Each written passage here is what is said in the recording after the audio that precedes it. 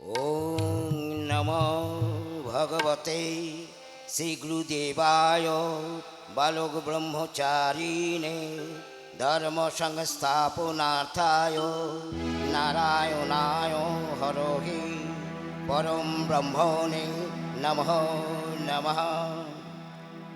প্রাণপ্রিয় ভাই বোন ও শ্রোতামণ্ডলীকে বিনম্র শ্রদ্ধা, প্রণাম, ভালোবাসা, রাম নাম জানিয়ে শুরু করছি শ্রী শ্রী ঠাকুরের বেদতত্ত্ব সম্বলিত বৈদিক অনুষ্ঠান। হে পরম পিতা, তোমার শুভ 105তম জন্মদিবসে তোমার চরণে প্রণাম জানিয়ে একটি কামনা, হে প্রভু, তোমার চরণে চিরস্থান দিও। সকল মলিনতা দূর করে জ্ঞানের প্রদীপ জ্বালিয়ে কালিমা ঘুচিয়ে আমাদের চলার পথ সুগম করো। তোমার কাছে আমাদের প্রার্থনা, পৃথিবীর বুকে তোমার ছত্রছায়ায় বেদের সাম্যের ধারায় নতুন সমাজ আবার গড়ে উঠুক। হে পরম গুরু, তোমারই দেওয়া তত্ত্ব আজ আমরা সবারে শোনাতে চাই। লহ প্রণাম, লহ প্রণাম, লহ প্রণাম।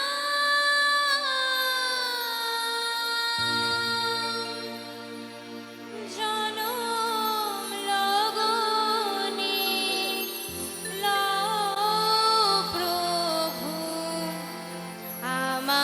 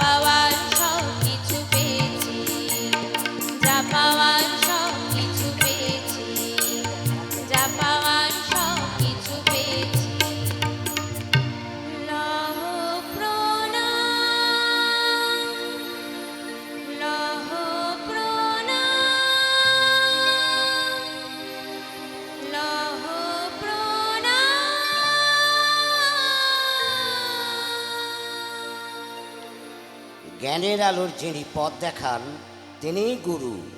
একাধারে মাতা পিতা যেমন গুরু, তেমন বিদ্যালয়ের শিক্ষকও যার কাছে কোনো কর্মের শিক্ষা নেই তিনিই গুরু। কিন্তু পরমাত্মা জ্ঞানের জন্য চাই একজন সিদ্ধ পুরুষ, যিনি আধ্যাত্মিক পথের সন্ধান দিতে পারেন।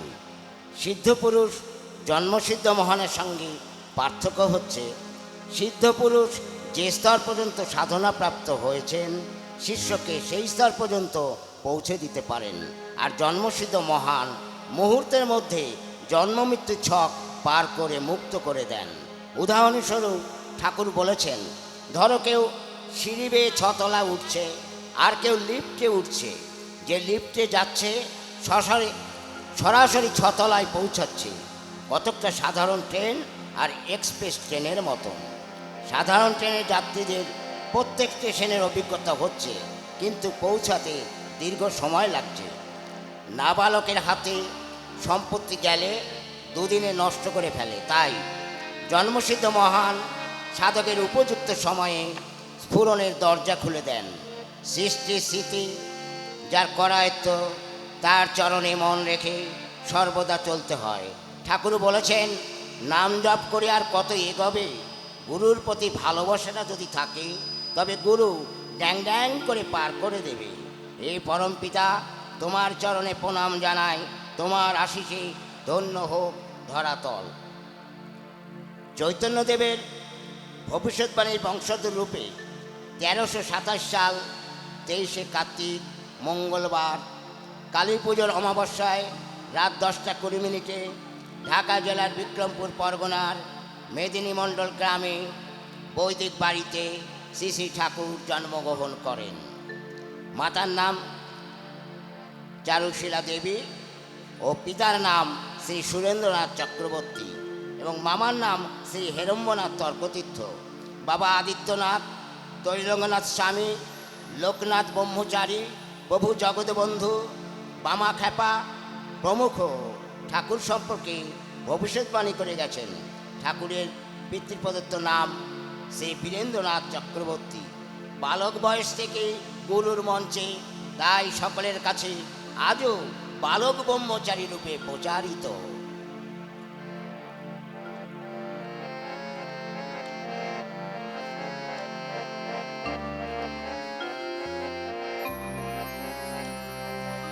পৃথিবীর মাটিতে, পৃথিবীর মাটিতে, পৃথিবীর মাটিতে, পৃথিবীর মাটিতে, পৃথিবীর মাটিতে, পৃথিবীর মাটিতে, পৃথিবীর মাটিতে, পৃথিবীর মাটিতে মেদিনী মণ্ডল মেদিনী মণ্ডল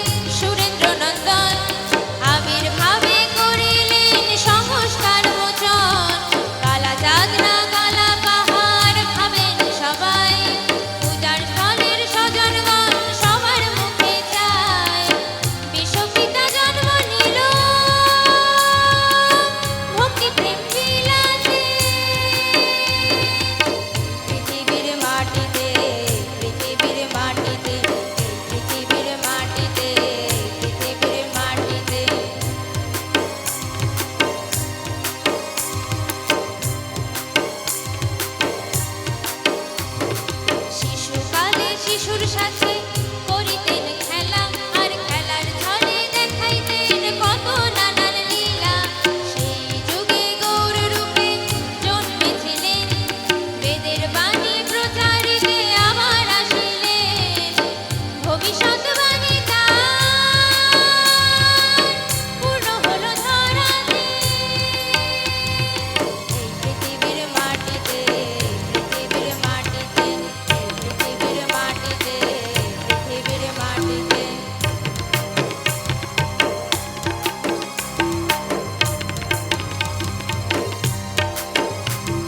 সেই যুগে দিলেন হরে কৃষ্ণ হরে রাম, এই যুগে দিলেন রাম নারায়ণ রাম। হরে কৃষ্ণ কৃষ্ণ কৃষ্ণ হরে হরে, হরে রাম রাম রাম হরে হরে।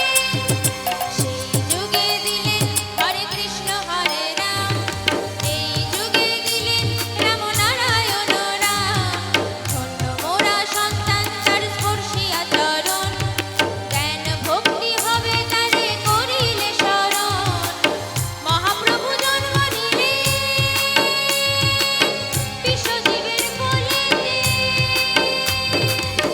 পৃথিবীর মাটিতে, পৃথিবীর মাটিতে, পৃথিবীর মাটিতে, পৃথিবীর মাটিতে। মেদিনী মণ্ডল গ্রামে, মেদিনী মণ্ডলেতে, ঢাকার মেদিনী মণ্ডল, মেদিনী মণ্ডল গ্রামে, মেদিনী মণ্ডলেতে, মেদিনী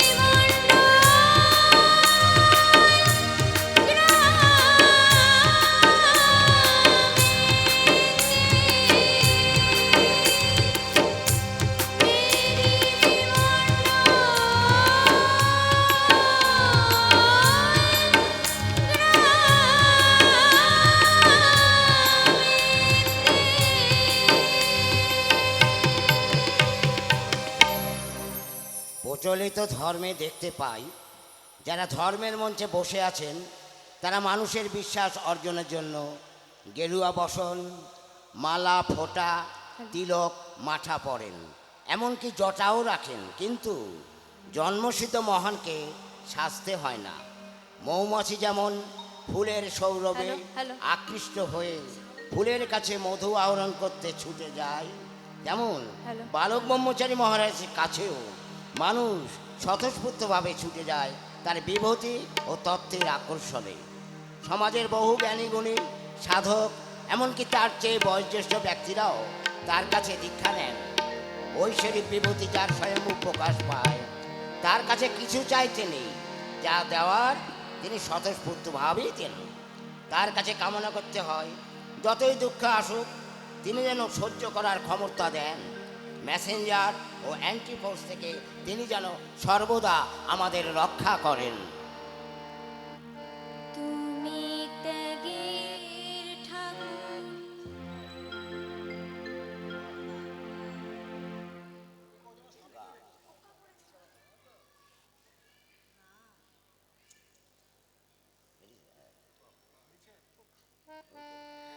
তুমি ত্যাগের ঠাকুর, প্রেমের ঠাকুর, নয়তো তুমি গেরুয়াধারী সন্ন্যাসী। তুমি ত্যাগের ঠাকুর, প্রেমের ঠাকুর, নয়তো তুমি গেরুয়াধারী সন্ন্যাসী।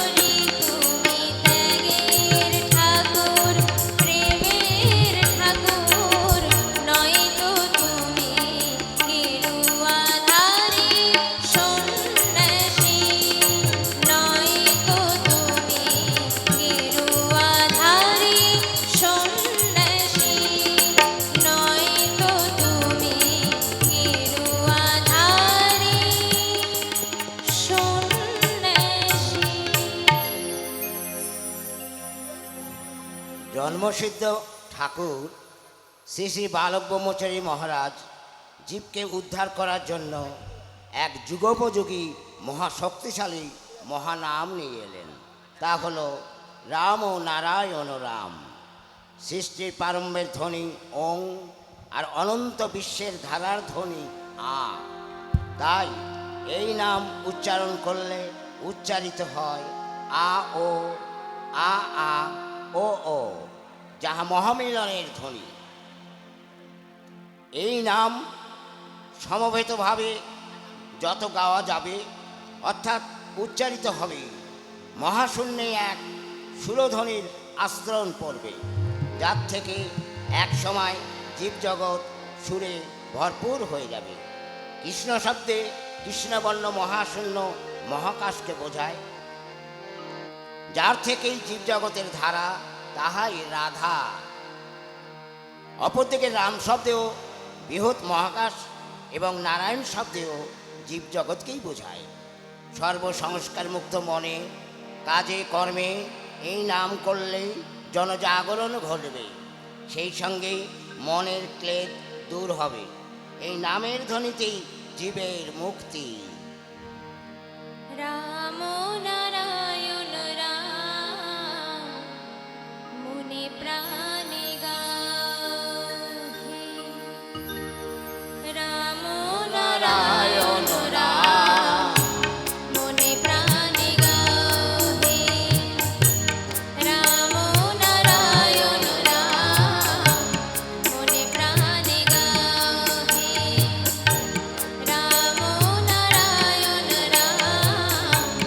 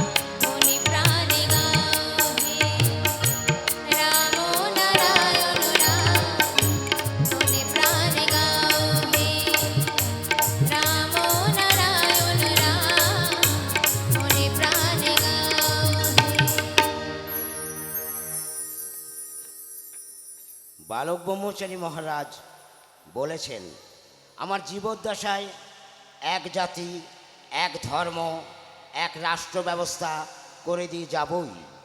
আমার ধর্ম জীবধর্ম। এর জন্য তিনি আধ্যাত্মিক বিপ্লব করবেন। এই বিপ্লব মূলত তিনটি ধারায় সংগঠিত হবে, যথা আদি দৈবিক, আদি ভৌতিক, আদি আত্মিক। ঠাকুর বলেছেন, আমি পোটলাই করে নিয়ে ছেড়ে দেব। এর অর্থ আদি দৈবিক প্রক্রিয়ায় ভূমিকম্প, ঝড়, বন্যা, দাবানল ইত্যাদির মাধ্যমে অসুর শক্তির বিনাশ। আদি ভৌতিক প্রক্রিয়ায় যুদ্ধের মাধ্যমে অশুভ শক্তির বিকাশ এবং আদি আত্মিক শক্তির মাধ্যমে মানুষের আত্মিক উন্নতি, অর্থাৎ সুশৃঙ্খল চারিত্রিক গঠনের মাধ্যমে সমাজ গড়ে তোলা। আবার ঠাকুর এও বললেন, আমি ইঞ্জিন, তোমাদের টেনে নিয়ে যাব। এখানে পাপ পুণ্যের বালাই নেই। পচা গলা, দুর্গন্ধযুক্ত আবর্জনা, চোর ডাকাত যাই থাক বগিতে, ইঞ্জিনের সাথে যুক্ত থাকলে গড়গড় করে টেনে নিয়ে যাবে।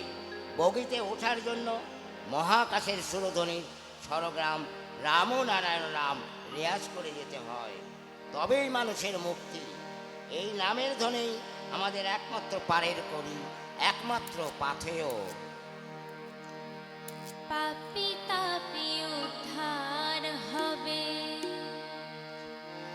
পূর্ণ হবে মনস্কার।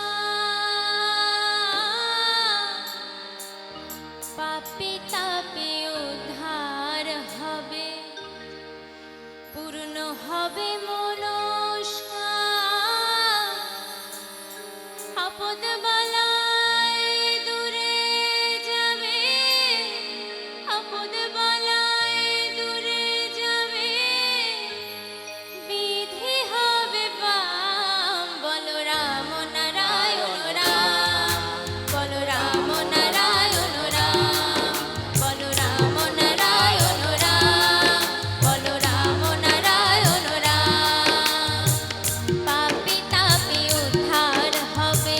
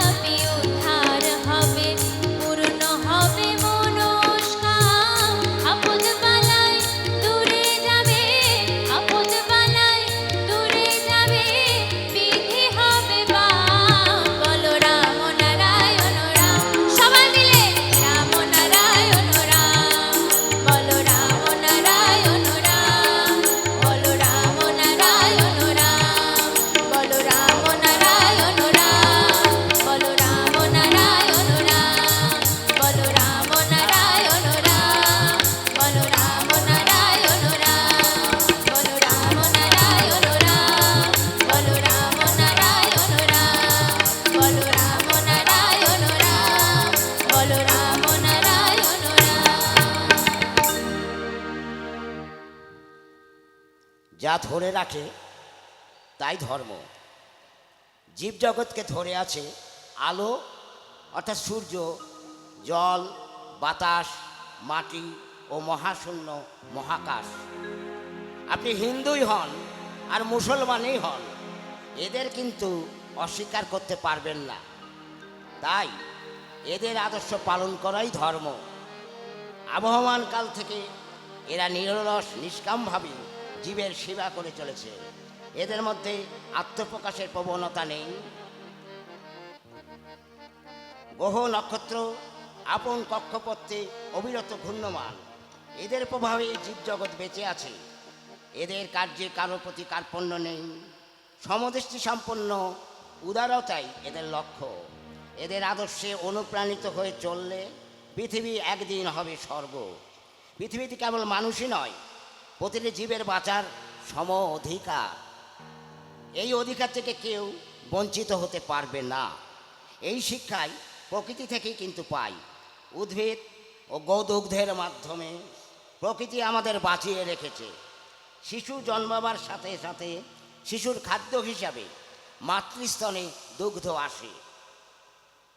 মানুষ আজ প্রকৃতির নির্দেশ অমান্য করেছে বলেই আজ এত মানুষের দুরবস্থা। প্রকৃতির অভিশাপ মানুষের উপর নেমে আসছে। যদি সূর্য বলতো আলো দেব না তো আর, বাতাস বলতো আমি বইব না আর, জল যদি বলতো দেব না জীবন, একবার ভাবো দেখি কি হতো সবার। ভাবো দেখি কি হতো সবার, সবার ভাবো দেখি কি হতো সবার। যদি সূর্য বলতো আলো দেব না তো আর, বাতাস বলতো আমি বইব না আর, আর জল যদি বলতো দেব না জীবন, একবার ভাবো দেখি কি হতো সবার।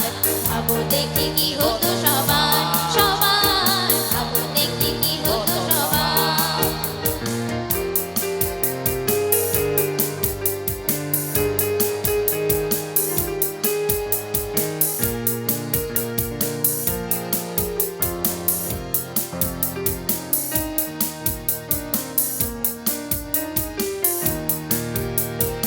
ওরা দেখো সকলের সেবা করে যায়, এই জীব জগৎ বাঁচে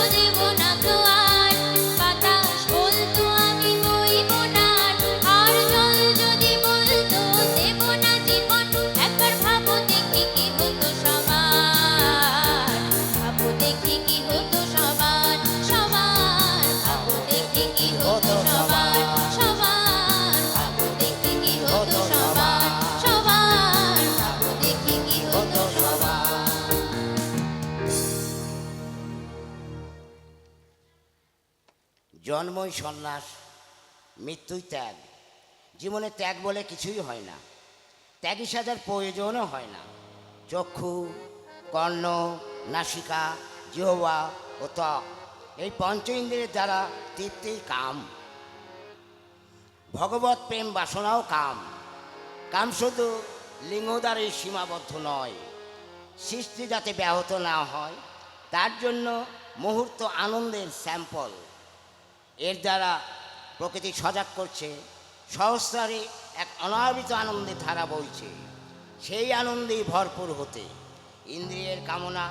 ইন্দ্রিয়ের কামনা যাতে সে আপন গতিতে চলতে পারে, সেইরূপ সুরের চর্চা করলে মন নিম্নমুখী থেকে ঊর্ধ্বগামী হয়ে যায়।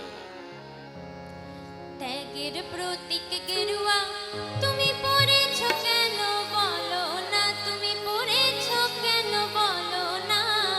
ত্যাগ কি তুমি করেছ এবার, সত্যি কথা বলো না, কেন করছো তুমি চলো না। ত্যাগের প্রতীক গেরুয়া তুমি পড়েছ কেন বলো না, তুমি পড়েছ কেন বলো না। ত্যাগ কি তুমি করেছ এবার, সত্যি কথা বলো না, কেন করছো তুমি চলো না। সত্যি কথা বলো না, কেন করছো তুমি চলো না।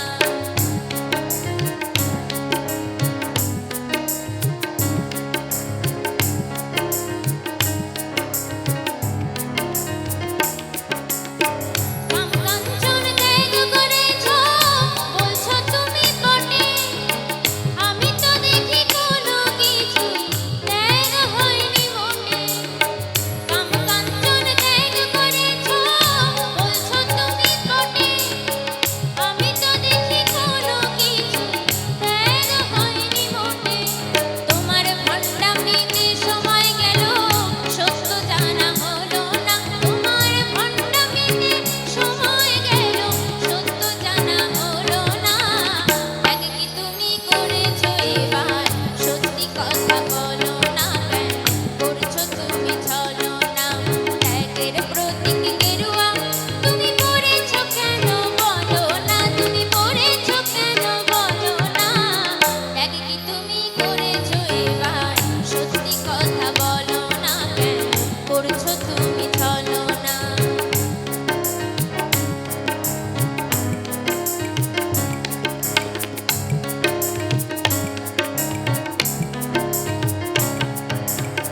সুখাস্ত দেখে তৃপ্তি, শুনে তৃপ্তি গান।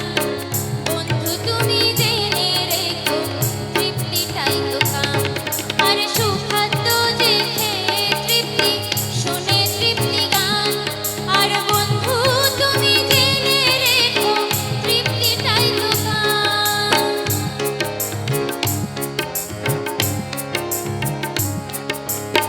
যাত্রী তুমি ত্যাগের পথে,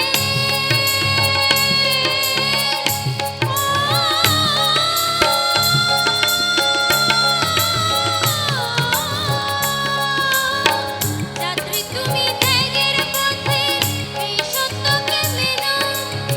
জন্ম সন্ন্যাস মৃত্যুই ত্যাগ, ভুলো না কখনো। তুমি অন্তরেতে হও ত্যাগী, শুধু গেরুয়া পড়লে হবে না। অন্তরেতে হও ত্যাগী, গেরুয়া পড়লে হবে না। ত্যাগ কি তুমি করেছো এবার, সত্যি কথা বলো না, কেন করছো তুমি চলো না। ত্যাগের প্রতীক গেরুয়া তুমি পড়েছো কেন বলো না, তুমি পড়েছো কেন বলো না। ত্যাগ কি তুমি করেছো এবার, সত্যি কথা বলো না, কেন করছো তুমি চলো না। সত্যি কথা বলো না, কেন করছো তুমি চলো না। সত্যি কথা বলো না, কেন করছো তুমি চলো না। প্রকৃত ধর্ম মন্দির, মসজিদ, গির্জায় সীমাবদ্ধ নয়। ফোঁটা, তিলক, মালা, গেরুয়া কোনোটাই ধর্মের অঙ্গ নয়। আয়নাকে কেউ সাজায় না, আয়নায় মানুষ নিজেকে সাজায়। তাই মূর্তি হচ্ছে মানুষের দর্পণ। বেদজ্ঞরা মূর্তির মাধ্যমে মানুষকে শিক্ষা দিতে চেয়েছিলেন। মানুষ যাতে এদের আদর্শে চলে, তবেই সমাজের মঙ্গল। আজ এক সম্প্রদায়ের মানুষ অন্য সম্প্রদায়ের ধর্ম মানতে পারছে না, কিন্তু আলো, জল, বাতাস, মাটি, আকাশ, চন্দ্র, গ্রহ, নক্ষত্র এদের মাধ্যমেই প্রত্যেকে কিন্তু জীবন ধারণ করছে। এদের মধ্যে কোনো মত পার্থক্য নেই। এদের আদর্শ মেনে চলাই তাই ধর্ম। এর জন্য কোনো তীর্থে যাওয়ার প্রয়োজন নেই। জন্ম থেকে আমরা কেউ হিন্দু, মুসলমান, খ্রিস্টান, বৌদ্ধ, জৈন, শিখ নই। জন্মের পর প্রত্যেক শিশু ওয়া অর্থাৎ ওং ধ্বনি দিয়ে বুঝিয়ে দেয় সে ওঙের বাচ্চা। প্রত্যেকে ব্যথা যন্ত্রণায় মৃত্যুর শেষ টানে উ আহা ওহ ধ্বনি প্রকাশ করে। অজান্তেই জানিয়ে দেয় প্রকৃতির সহজাত ধর্মই আমাদের ধর্ম, জীবধর্ম। তাই বিবেকের নীতিতেই চলাই ধর্ম। মন্দিরে নেই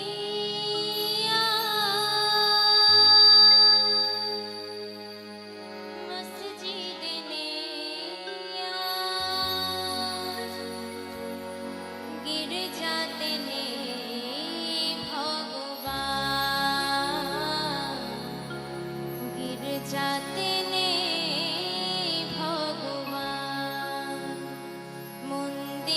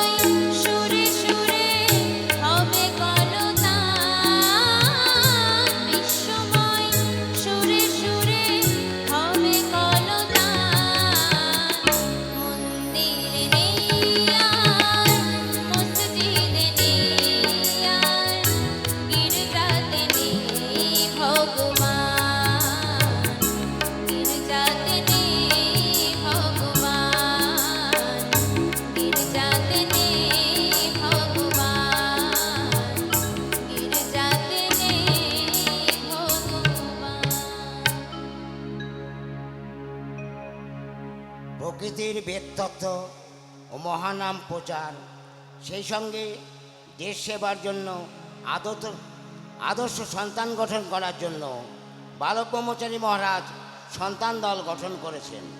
এই দল তথাকথিত কোনো ধর্মীয় দল কিংবা রাজনৈতিক দল নয়, পৃথিবীর গর্ভজাত সকল সন্তানকে নিয়ে এই সন্তান দল। সন্তান দলের কর্মীদের অবশ্যই 4টি গুণ অর্জন করতে হবে: আদর্শ সাধক, আদর্শ কর্মী, আদর্শ সন্তান, আদর্শ সৈনিক। সূর্যমুখী ফুলের মতন গুরুমুখী থেকে গুরুর নির্দেশ পালন করা, সর্বদা গুরু চিন্তা, গুরু ধ্যান জ্ঞানে রত থাকা, প্রকৃতির মহান কর্মীর ন্যায় জীবন ধারণের জন্য নিরলস কর্ম করে যাওয়া, অবসর সময়ে নাম প্রচারের সঙ্গে সকলকে বেদতত্ত্বে উদ্বুদ্ধ করা, আর সুসন্তান হিসাবে স্বামী, স্ত্রী, পুত্র, কন্যা, মাতা পিতার প্রতি কর্তব্য পালন করাই। সেই সঙ্গে দেশের সন্তান হিসাবে প্রতিটি মানুষের বিপদে আপদে পাশে থাকা। সৈনিক যেমন কমান্ডারের আদেশের অপেক্ষায় থাকে, সেইরূপ শত কাজের মধ্যে থেকেও যুদ্ধের পূর্ব মুহূর্ত চিন্তা করে গুরুর ডাকের অপেক্ষায় থাকতে হয়। সন্তান দল রাজনৈতিক দল নয়, ধর্মীয় দল নয়, এই দল অখণ্ড বিশ্ব পরিবার। সন্তান দল কংগ্রেস কমিউনিস্ট নয়, হিন্দু মুসলিম নয়, এই দল তোমার আমার, এই দল তোমার আমার, এই দল তোমার আমার। সন্তান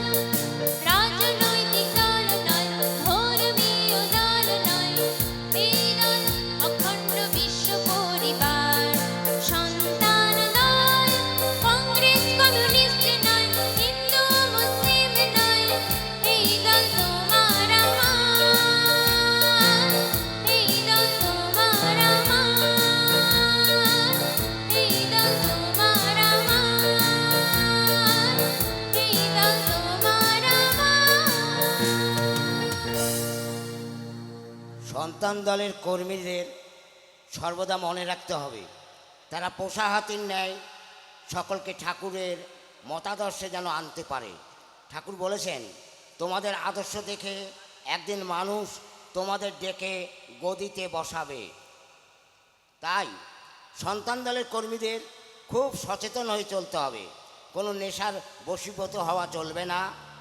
লোভ, লালসা, হিংসা, ক্রোধ, পরনিন্দা, দলাদলি বর্জন করতে হবে। সরাসরি কোনো রাজনৈতিক দলের উদ্দেশ্যে কথা বলা যাবে না।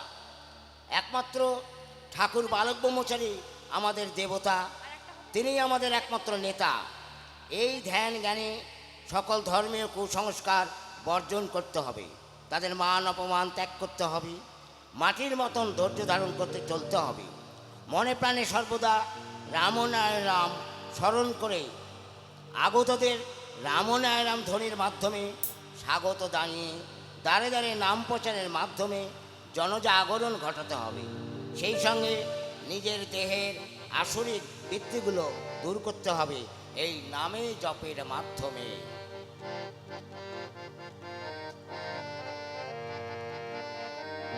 কর্মের পথে চলো তোমরা কর্মী ভাই, কর্মের পথে চলো তোমরা কর্মী ভাই, কর্মের পথে চলো তোমরা কর্মী ভাই, কর্মের পথে চলো তোমরা কর্মী ভাই। বেদ গান সবে গাই অনিবার, ঘরে ঘরে করি বেদের প্রচার। বেদ গান সবে গাই অনিবার, ঘরে ঘরে করি বেদের প্রচার। সেই সে যুগের ধারায় আসি আমি সুপুন সবাই, সেই সে যুগের ধারায় আসি আমি সুপুন সবাই। কর্মের পথে চলো তোমরা কর্মী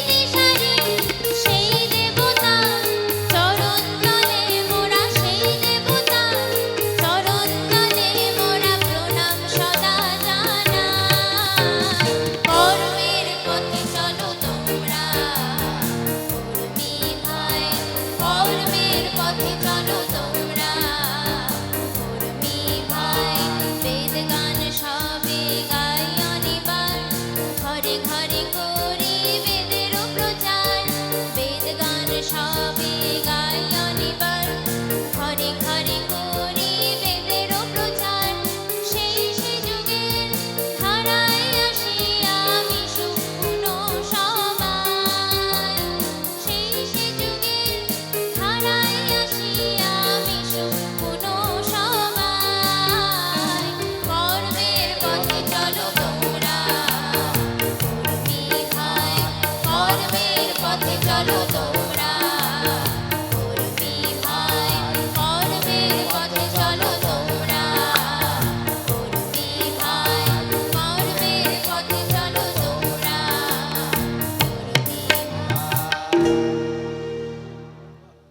বিভিন্ন সভায় বালক ব্রহ্মচারী মহারাজ ঘোষণা করেছেন, নেতাজি জীবিত, ফিরবে নেতার বেশে।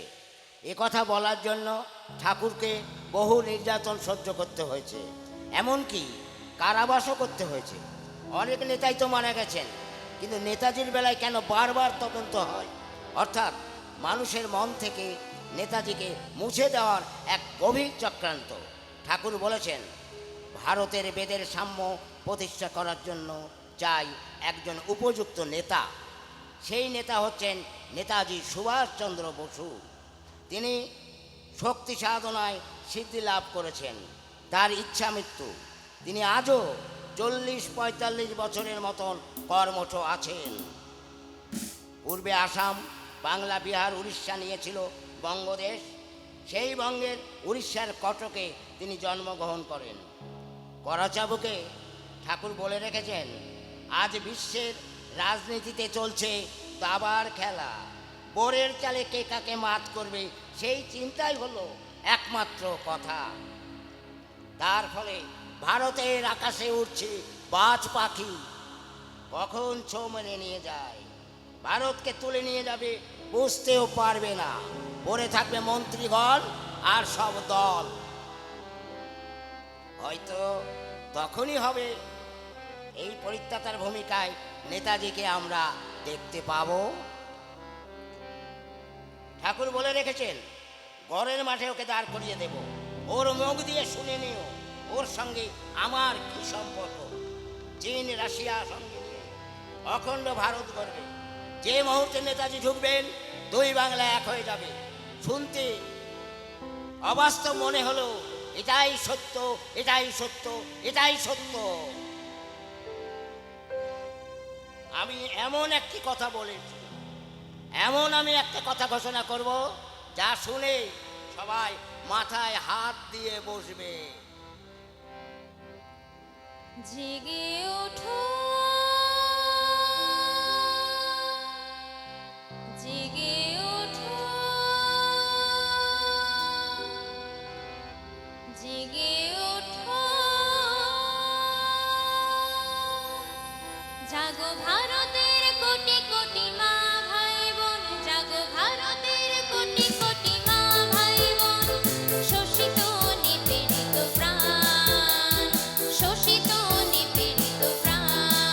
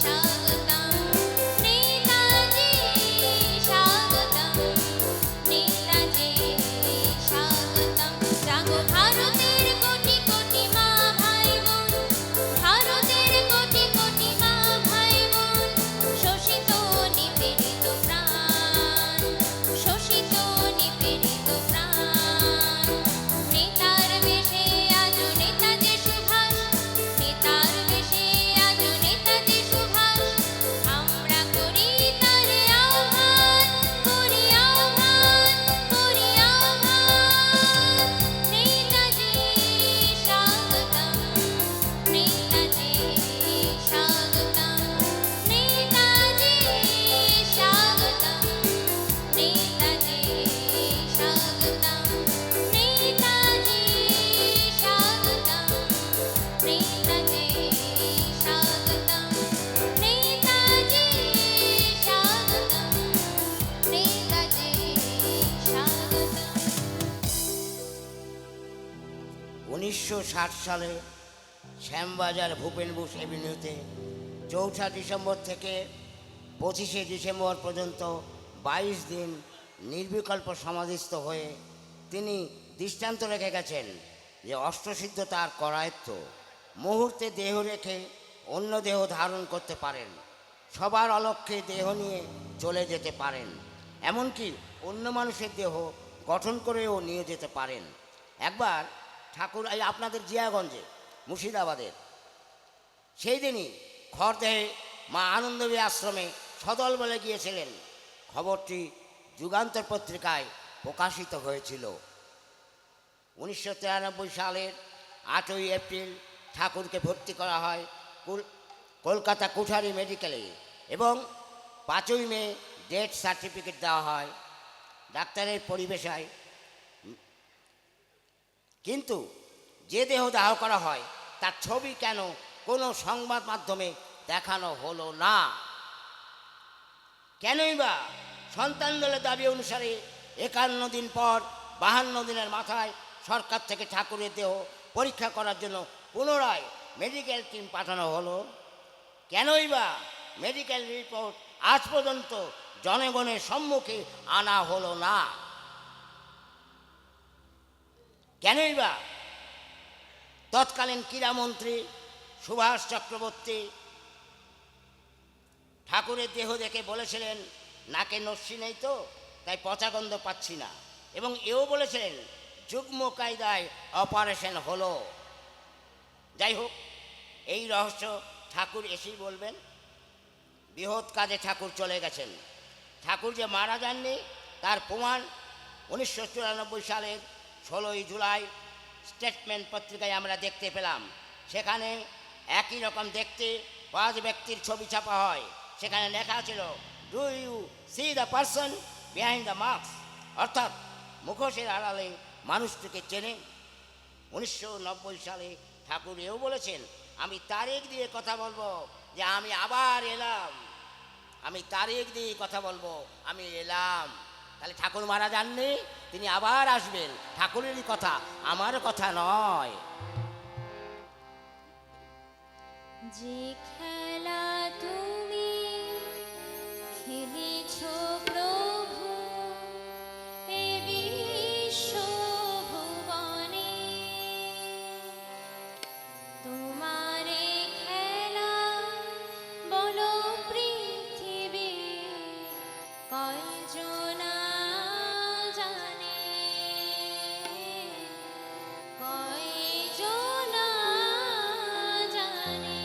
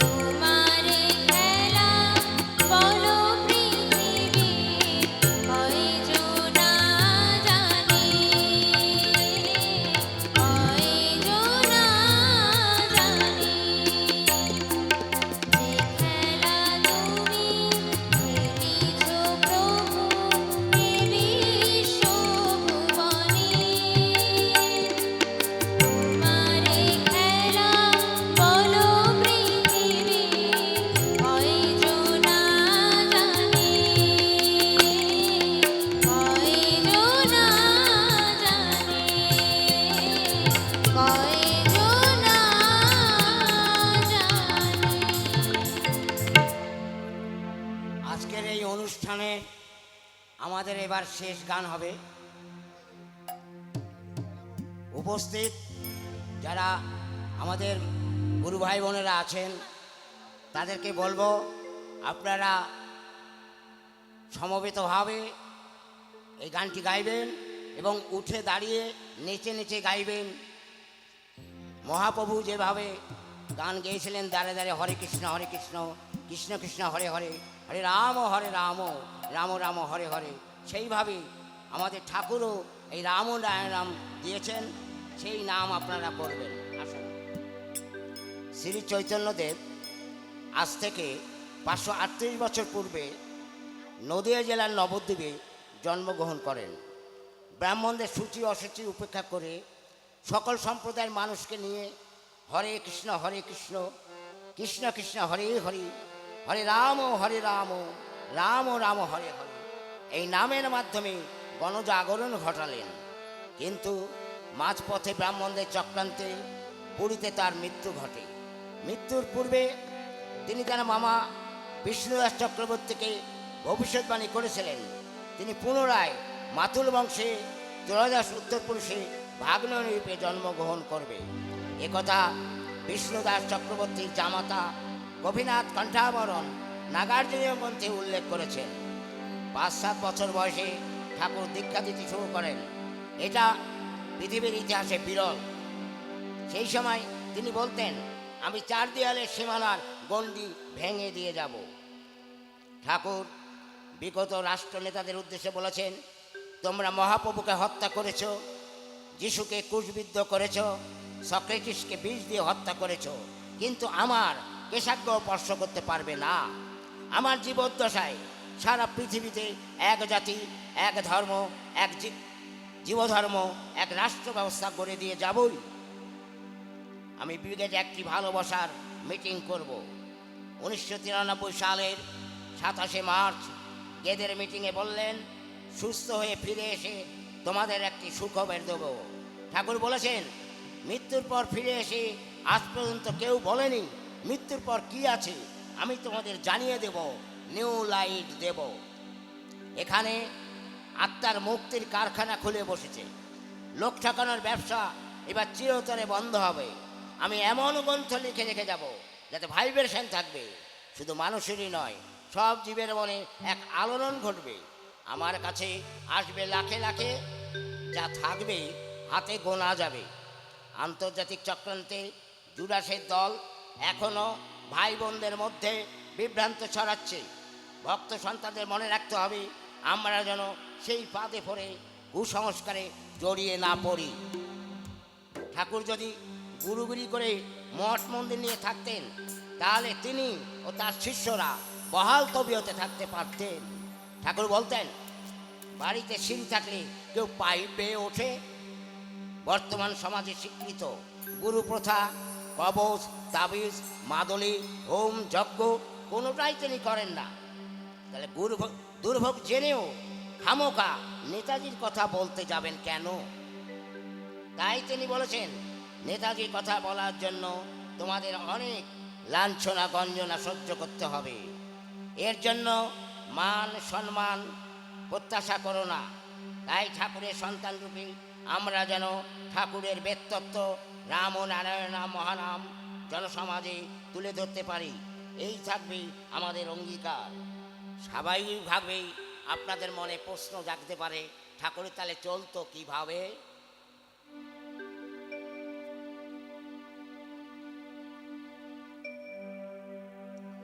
ওনার একটি আয়ুর্বেদিক কারখানা ছিল, তার যৎসামান্য লাভ্যাংশ দিয়ে তিনি জীবন ধারণ করতেন। ছাঁকনির পর ছাঁকনি চলছে, ভক্ত সন্তানদের ধৈর্যের পরীক্ষা চলছে। তিনি আমাদের অভয় দিয়ে বলেছেন, কেউ না নামলে আমি একাই বিপ্লবে নামব। আসুন সবাই মহানামে কণ্ঠ মিলাই। সবাই একসাথে গাইব। সবাই মিলে গান। পথে ঘাটে নাম যাচে গৌর নিত্যানন্দ, পথে ঘাটে নাম যাচে গৌর নিত্যানন্দ, দারে দারে নাম যাচে গৌর নিত্যানন্দ, দারে দারে নাম যাচে গৌর নিত্যানন্দ।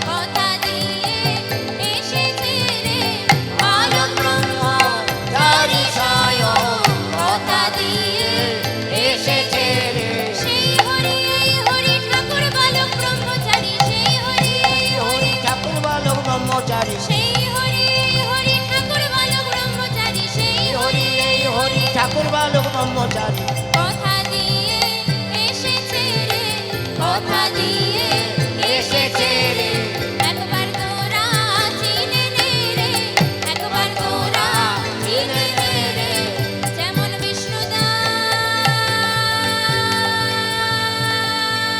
বিষ্ণুদাস নিমাই